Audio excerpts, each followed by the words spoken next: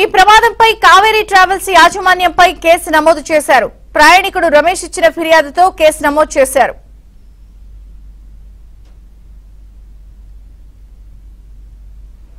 ఇక కర్నూలు ప్రమాద ఘటనకి సంబంధించి పోలీస్ కంప్లైంట్ కూడా నమోదైంది. అలాగే ప్రయాణికుడు ఇచ్చిన కంప్లైంట్ నమోదు చేశారు. ఇక ఈ ట్రావెల్స్ ఆఫీస్ ను కూడా మూసివేశారు. పలువురు ప్రముఖులు కూడా ఈ ఘటనపై స్పందించారు. లేటెస్ట్ అప్డేట్స్ సుంకన్న అందిస్తారు. సుంకన్న, విజయ చంద్రిక కల్లూరు మండలం చిన్న టేగూరు దగ్గర జరిగినటువంటి బస్సు ప్రమాదంలో పోలీసులు కూడా లోతైన దర్యాప్తు చేస్తున్నటువంటి పరిస్థితి. బస్సులో ప్రయాణించేటువంటి ప్రయాణికుడు రమేష్ ఇచ్చినటువంటి ఫిర్యాదు మేరకు పోలీసులు కేసు నమోదు చేశారు. మొదటగా కావేరీ ట్రావెల్స్ యాజమాన్యం పైన, అదేవిధంగా ఇద్దరు బస్సు డ్రైవర్ల పైన కూడా అయితే కేసులు నమోదు చేశారు. 125A తర్వాత 106 క్లాస్ కిందతో పాటు మరికొన్ని సెక్షన్ల కింద కూడా కేసులు నమోదు చేశారు. ఇద్దరు డ్రైవర్లలో ఒక డ్రైవర్ పరారులో ఉన్నారు, మరొకరు పోలీసుల అదుపులో ఉన్నారు. అయితే ఈ రోడ్డు ప్రమాదం కింద కూడా ఆ బస్సులోని 19 మంది చనిపోయినారని కూడా పోలీసులు కేసు నమోదు చేశారు. అయితే ఈ బైక్ మీద వచ్చినటువంటి వ్యక్తి ఎలా ప్రమాదం జరిగిందనే దానిపైన కూడా ఇంకా ముమ్మరంగా దర్యాప్తు చేస్తున్నటువంటి పరిస్థితి. పలు కోణాల్లో కూడా దర్యాప్తు చేస్తున్నారు. మరోవైపు ఈ బస్సు పూర్తిగా దాదాపుగా కాలిపోయినటువంటి పరిస్థితి కాబట్టి ఈ దగ్ధమైనటువంటి బస్సును జాతీయ రహదారిపై నుంచి పక్కకు తొలగించేందుకు అధికారులు ఏర్పాట్లు చేశారు. క్రేన్లను కూడా ఇక్కడికి తీసుకురావడం జరిగింది. మరి కాసేపట్లో రోడ్డు మీద ఉన్నటువంటి దగ్ధమైన బస్సును కూడా పక్కకు తొలగించేటువంటి ప్రయత్నాలు అయితే మొదలు కానున్నాయి. ఇప్పటికే 1 వేలో ట్రాఫిక్ అంతా కూడా మళ్లిస్తున్నారు.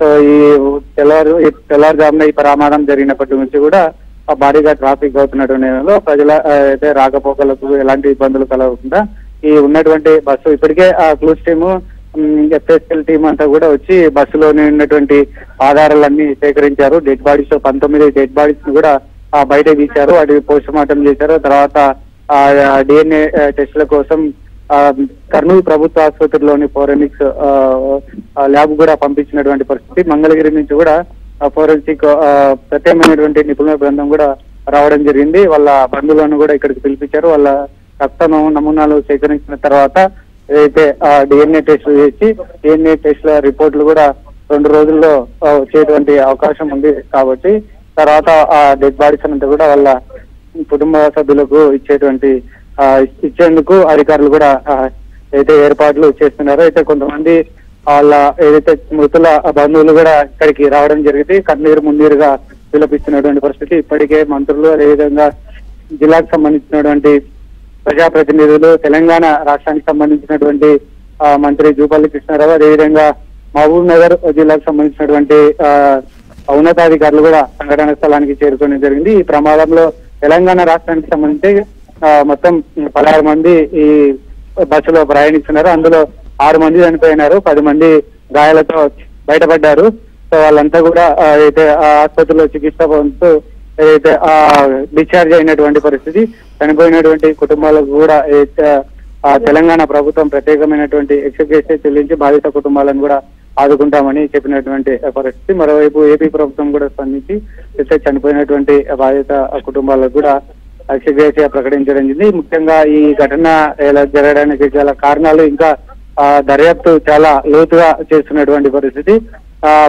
ఈ బైకు మీద వచ్చినటువంటి వ్యక్తిదే తప్పు లేకుంటే బస్సు డ్రైవర్దే అని కూడా పలు కోణాల్లో దర్యాప్తు చేస్తున్నారు. ప్రస్తుతానికైతే ప్రాథమిక విచారణలో బస్సు డ్రైవర్ నిర్లక్ష్యం వలన ఈ ఘటన జరిగింది.